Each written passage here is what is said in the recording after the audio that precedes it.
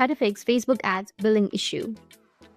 So if you want to fix Facebook ads billing issue, then what you need to do is first, you just need to simply search for Facebook ads manager, and then you need to just simply go with the first section and you'll get this kind of interface. Now you need to go to ads manager, which will be on the left side, and then it will prompt you to log into your account. So if you've not logged into your account, just simply go and log in.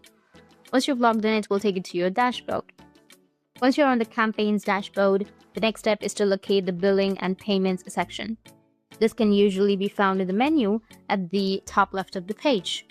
Here you'll have billings and payments. Click on it and it will lead you to a space where you can manage all your billing related settings and activities.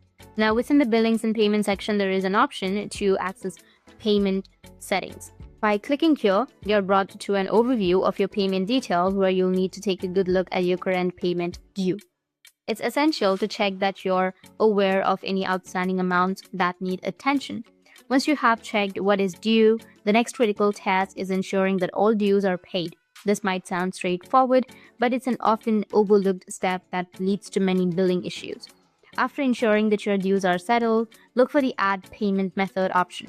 Clicking on this will let you review and update your current payment methods. This is an important step as it ensures that Facebook can process your future ad spends without any hiccups. It's important to make sure that your payment method is up to date and accurate. Take a moment to verify all the details, whether it's a credit card, a debit card, or another payment form. Ensuring that your details are correct is crucial for smooth transactions.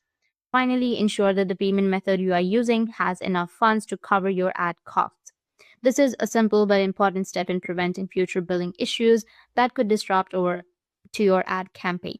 And there you have it. And if you have any questions, feel free to comment below. Thanks for watching.